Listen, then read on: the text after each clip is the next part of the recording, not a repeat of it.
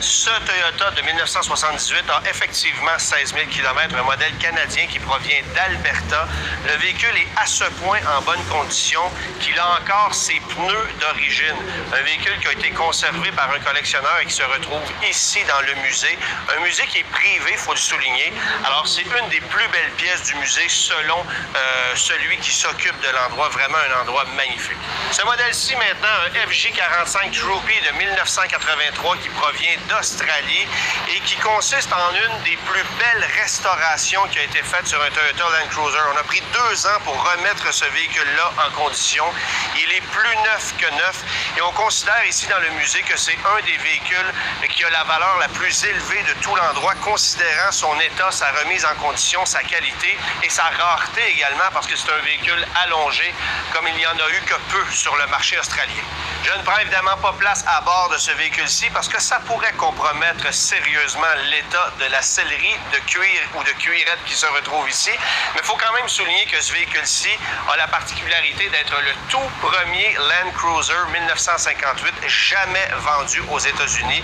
Alors sa condition n'est pas magnifique, mais évidemment c'est une pièce historique puisque c'est le premier.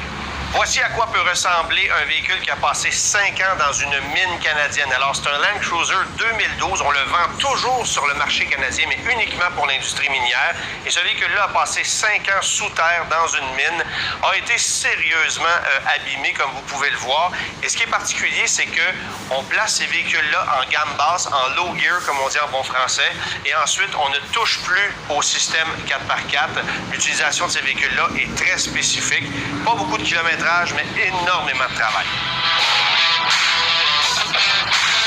Bien sûr, la raison pour laquelle Toyota Canada nous a amenés ici, à Salt Lake City, dans ce magnifique musée qu'on appelle le Land Cruiser Heritage Museum, c'est pour en profiter pour dévoiler le nouveau Land Cruiser qui effectue un retour sur le marché canadien après plus de 30 ans d'absence. Difficile à croire, mais même si le Land Cruiser a poursuivi sa carrière sur le marché américain jusqu'en 2021, on l'avait abandonné sur le marché canadien dès 1989 pour laisser la place évidemment au 4Runner qui lui aussi a connu énormément de succès. Le nom Land Cruiser, c'est le nom le plus mythique jamais commercialisé par Toyota et le plus ancien également parce qu'on l'a lancé en 1958. Et d'ailleurs, c'est la raison pour laquelle on baptise ce nouveau Land Cruiser en version de base, version 1958.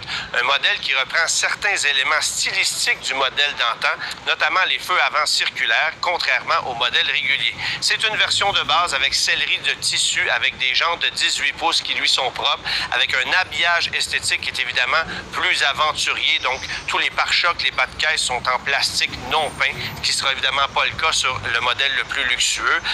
Il n'y a que peu d'équipements de luxe à bord de cette version-ci, mais toute la technologie qu'on souhaite obtenir pour avoir de véritables capacités hors route est là. Alors, vous allez avoir un système 4x4 avec différentiel central verrouillable, avec un mode rock crawl à basse et à haute vitesse. Évidemment, vous pouvez redistribuer le couple comme bon vous semble. Sous le capot, c'est le même moteur que pour les autres versions. Donc, un 4 cylindres de 2,4 litres turbo compressé, jumelé à un moteur électrique pour une puissance maximale combinée de 326 chevaux, 465 livres-pieds de couple. C'est jumelé à une boîte automatique à 8 rapports. Évidemment, c'est une version hybride. On n'a pas encore les codes de consommation annoncés par le constructeur, mais ça risque d'être certainement plus intéressant que l'actuel Toyota 4Runner, qui est le seul véhicule de l'industrie à toujours offrir une boîte automatique à 5 rapports. C'est jumelé avec un moteur 4 litres V6. Alors ça, on se débarrasse de ça. Bon, évidemment, vous n'êtes pas sans savoir que le Land Cruiser dérive directement du Lexus GX qui a été dévoilé tout récemment, à la différence que, côté mécanique, Lexus exploite toujours un moteur à 6 cylindres, alors que dans le cas du Land Cruiser, on utilise ce 4 cylindres turbo compressé avec hybridation.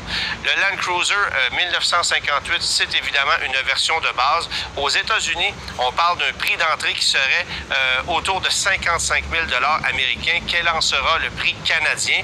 On espère que ça ne dépassera pas les 60 000 $ parce que l'équipement n'est pas très cossu. Mais il faut savoir que toute la technologie qu'on va retrouver dans ce véhicule-ci en matière de conduite hors route, en matière de puissance également, et parce qu'on a une technologie hybride, bien, ça fait en sorte que la facture va grimper considérablement. Sachez également que le Toyota Land Land Cruiser propose une capacité de remorquage fixée à 6000 livres. On aurait pu s'attendre à un peu plus, mais c'est quand même un 4 cylindres turbo-compressé qu'on retrouve dans ce véhicule-là, qui exploite un châssis à échelle, il faut le souligner. C'est la même plateforme que vous allez retrouver avec le Tundra, le Sequoia et bien sûr le nouveau Lexus GX. Évidemment, le Land Cruiser n'est pas disponible qu'en version 1958 de base. On joue une carte plus luxueuse aussi avec la version régulière, sur laquelle on peut ajouter des groupes d'options, notamment des roues de 20 pouces, que je ne recommanderais pas personnellement parce que la vocation de ce genre de véhicule-là étant celle d'une conduite hors route, on va préférer des gens de 18 pouces comme on voit ici.